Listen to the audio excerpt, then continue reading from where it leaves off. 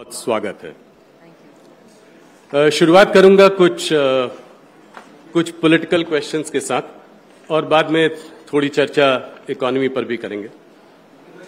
मेरा सबसे पहला सवाल, कैसा लग रहा है मोदी गवर्नमेंट की तीसरी पारी में खेलते हुए? ऑपोजिशन तमाम बातें कर रहा है, कह रहा है कि ये कोएलिशन की सरकार है। तो क्या इस सरकार में निर्मला सीतारमण बोल्ड रिफॉर्म्स कर पाएंगी या नहीं? बोल्ड रिफॉर्म्स बिल्कुल कर पाएंगे और ये सरकार 100 दिन कंप्लीट भी हो गया।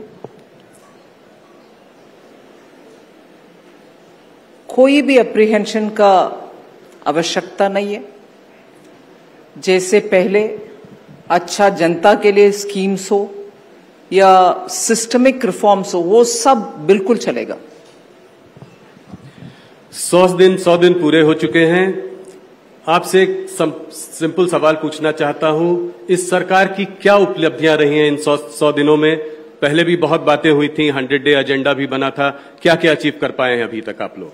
अब सीधा देख लीजिए ना, फाइनेंस मिनिस्ट्री के विषय में ही जी आप OPS NPS debate, OPS NPS के डिबेट अभी मूव होकर के यूपीएस एक अच्छा सा ऑल्टरनेटिव आ गए हैं, जिसको पूरे सेंट्रल गवर्नमेंट के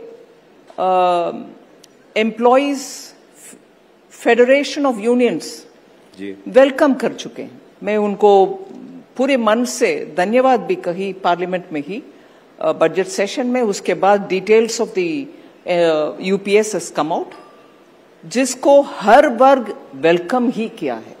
सो एकदम सीरियस और सेंसिटिव मामला, जिसके ऊपर आने वाले 20 साल का स्टेट और सेंटर के फाइनेंसेस के ऊपर सीरियस असर पड़ने वाले विषय है जी। उसका अच्छा सा सॉल्यूशन हमने निकल कर दिया। इसके अलावा अब देख रहे हैं कि विश्वकर्मा योजना के तहत गांव-गांव से जो छोटे-छोटे कामगार होते हैं, जो छोटे टूल्स के साथ उनके ट्रेडिशनल बिजनेसेस करते हैं, 18 ऐसे ट्रेड्स को उसमें लिस्ट किया गया है। उन सबको चुन करके 2.2 करोड़ का एनरोलमेंट हुआ है जी। और प्रधानमंत्री जी पहला हिस्से में जितने भी लोग को देना है वो स्कीम का शुरुआत, जिसमें ट्रेनिंग भी होगा, पूरे किट भी देंगे। वो ट्रेनिंग के समय हर दिन 500 रुपया भी उनको दे रहे हैं। ऐसे अंत्योदय के दृष्टि से जो हमारे पिछले 10 साल में एक्टिवली स्कीम्स आया था, वो भी चल रही है विश्वकर्मा की योजना से।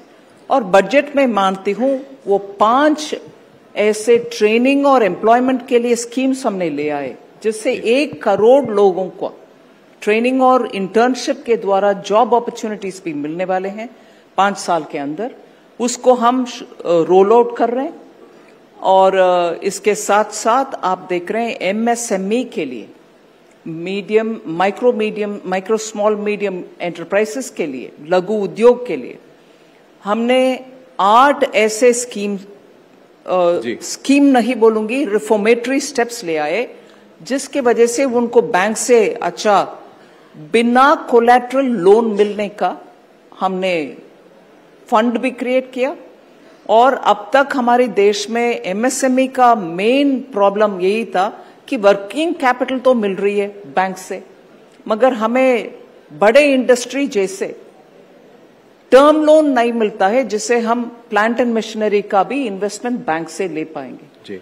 उसको भी हमने बिना कोलैटरल आज टर्म लोन देने के लिए व्यवस्था बन चुके हैं, जो बजट स्पीच के दौरान भी आए जी। ऐसे बिजनेस आगे बढ़ाने के लिए, लिक्विडिटी हर एक को मिलने के लिए, उनका रिटेल लोन हो, पर्सनल लोन हो या ऐसे बिजनेसेस का लोन हो, उन सब का सुविधा भी हमने घोषणा की। क्या इस तीसरे कार्यकाल में, क्योंकि आपकी कोएलिशन सरकार है, क्या आपके ऊपर कुछ दबाव है? इस बार बजट बनाते वक्त निर्मला सीतारमण क्या सोच रही थी? आपने बिहार के लिए और क्या कहते हैं आंध्र प्रदेश के लिए सॉब्स भी दिए हैं, आपने फार्मर शॉप के बारे में बहुत सारी बातें की हैं, तो क्या पहले से कुछ फर्क हुआ है, कुछ बदलाव आया है? कि इस तरह का भी एक रोल बैक सरकार का भी आप लोगों के लिए कहा जाता है कि आप लोग कुछ करते हैं फिर रोल बैक कर देते हैं, तो किसी तरह का कोई दबाव है क्या? मैं ये समझना चाह रहा था। मुझे नैरेटिव सेट करने वाले और उसके आगे बढ़ाने वाले, उसमें एक आध मीडिया के लोग भी हैं, मैं छोड़ूंगी नहीं उस बात को। मीडिया के द्वारा आगे बढ़ाने के लिए ऐसे एजेंडा सेट करने वाले तो पूरे उनके परफॉर्मेंस हाई लेवल पर है। नैरेटिव सेट करो, फिर सरकार उसको एक्सप्लेनेशन करते जाएगी या डिफेंड करते जाएगी, ये तो चल रही है। और बेबुनियाद बहुत सारे नैरेटिव आ रही है। इसमें ये एक यू टर्न का मामला भी हुई है जी। यू टर्न कहां हुआ? मेरे मंत्रालय के विषय में मैं बोल रही हूं। जब हर बजट के समय पर पिछले 5 बजट्स में बजट पेश करने के बाद पूरे देश भर घूम करके चार्टर्ड अकाउंटेंट्स हो, टैक्स एक्सपर्ट्स हो, इंडस्ट्री, चेंबर ऑफ कॉमर्स हो, सबसे बात करके पेश किया हुआ बजट के ऊपर सुझाव ले आकर के ट्रेशरी अमेंडमेंट्स हम करते थे, जिससे मुझे याद है, बिल्कुल याद है, एक बार शुरुआत में लोग हमसे पूछते थे ये क्या है, अभी बजट पेश हुआ और रिसेस के बाद सेकंड सेशन शुरू हो रही है बजट का, उस समय आप इतने सारे अमेंडमेंट्स ले आ रहे हैं। मैं डिफेंड भी किए, अमेंडमेंट्स इसीलिए ले आ रहे हैं, सुझाव जनता से जब आता है हम उसको अपनाते हुए उसको करेक्शन के रूप में ले आ रहे हैं। ये इंडेक्सेशन के मामले में, कैपिटल गेन्स और इंडेक्सेशन के मामले में हमने जनता का आवाज सुनने के बाद, ऑल्दो पहले जब ले आए पूरे कंसल्टेशन के बाद ही ले आए जी, हर असेट क्लास को एक जैसे ट्रीटमेंट देना है इसीलिए ले आए जो प्रस्ताव था। मगर जब सुझाव आए, हमने सिर्फ प्रॉपर्टी के लिए इंडेक्सेशन का ऑप्शन भी रखा जी। और बजट में जो ऑप्शन हमने ले आए, क्योंकि हर एक एसेट क्लास को एक ही जैसे ट्रीटमेंट के लिए उसको भी रखा और चॉइस दिया एसएससी को कि आप इन दोनों में वर्कआउट करो और जो आपको कम लगता है वो उपयोग करो। ये थोड़ी ना यू टर्न है। No, government has U turn, this is not U turn, I am accommodating the suggestion which is come from people, उनके बेहतरी के लिए। सो इसमें यू टर्न का नैरेटिव हमारे ऊपर डालने वाले से मैं पूछना चाहती हूं, आपकी अंडरस्टैंडिंग क्या है यू टर्न का?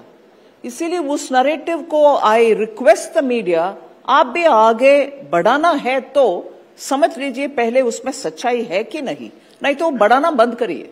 नहीं, इंडेक्सेशन वाला अप्रिशिएट भी बहुत किया गया।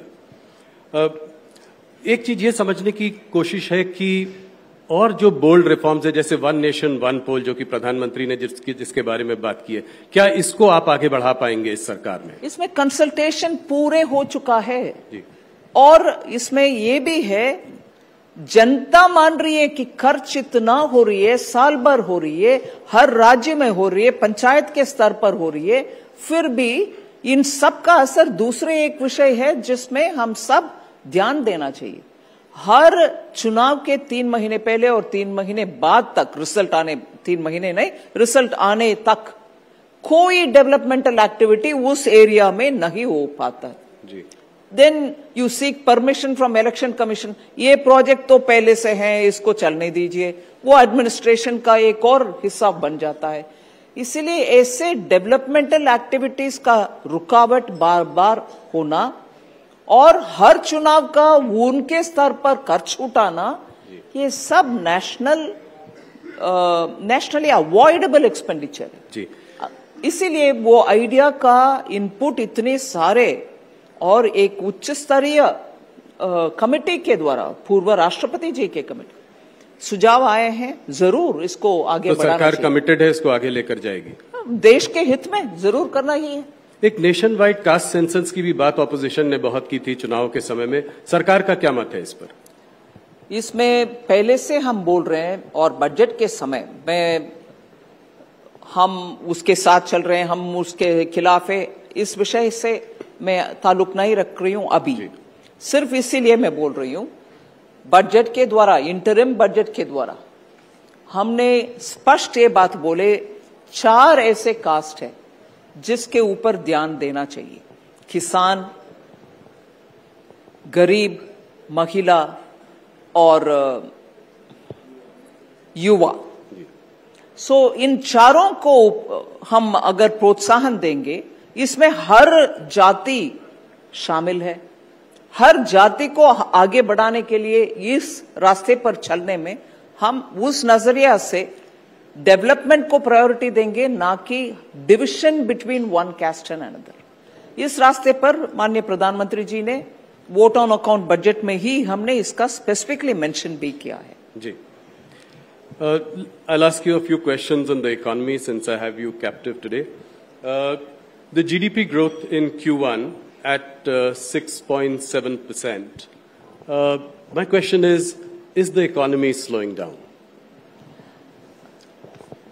You know, it's easy to catch every month or every quarter's figure and say it's not 7, it's not 8. And then the reason for 6.7 had also come out. The chief economic advisor has also mentioned that because of elections, the capital expenditure which was announced, 11 lakh crores, slightly over it, didn't find much of an expenditure happening in the Q1 because every department was probably looking at post-election time. As a result, the large chunk of influence or impact which could have been had because of the public expenditure was muted. That's right. And therefore, to that extent, it shows in the Q1 numbers. But subsequently, Q2 and we are in the third quarter, the expenditure will pick up and that will, I suppose, trigger the little slowing down that you suspect to move faster. You know, India remains one of the fastest growing economies of the world. Given right now that, you know, there is some soft GDP growth and the inflation is also moderate, do you think there is a case for monetary easing? I'm asking for your view. Yes, my view being said here will become Finance Minister expects RBI to bring it down. I don't want to add to that. RBI is doing its full analysis and taking a call. And therefore, I expect them to look at the economy as a whole, both for growth and for inflation. You know, it's election season. We have 4 state elections coming up. I wanted to ask you a question around freebies. How concerned, how worried are you about political parties promising freebies? You know, the Prime Minister was the one who really took this up, spoke against the Revdi culture in a big way. But now I see that some of your governments are doing exactly the same thing. You know, in Madhya Pradesh, we had Ladli Bahna. Now we have Subhadra that is being announced tomorrow in Odisha. Then again in Maharashtra. How dangerous is this trend, and what is your message of fiscal prudence to the states? Look, let me be clear. I've been saying this much before the debate on the Lok Sabha issues. Manifesto-related issues came up. Every state and the center will have to look at the work which is capable of being undertaken by every government, meaning center, any party aspiring to get to the center or aspiring for state government's positions will have to understand what that budget is capable of taking up. Will that state be in a position to undertake its developmental activities plus all the freebies and get it funded through the budget in the assembly, get it clear in the assembly or in the parliament, and then announce schemes. Now, what I find is when offerings are made, freebies are given for temptation, and then when states struggle to implement them because they don't have the resource, they don't even have ways in which they can increase their revenue, then comes the problem. Classic example is of Karnataka and Himachal Pradesh, where even without doing their homework, they gave a lot of promises. Look at what has happened between the two states. In Himachal Pradesh, what is the halat? And this is not because I'm sitting as a BJP member or currently in the central government. The state government themselves have been saying that they are just not able to cope with it. Yeah, they can't pay salaries. They can't. And they were going to pay OPS, pension, the old pension scheme. They are not able to pay current salaries. They offered to go through the OPS back again. And Karnataka, unbelievable number of promises. And today the state government, the chief minister's advisor and one of the chief minister's assistant and the deputy chief minister, all of them said, no, we can't undertake developmental activities.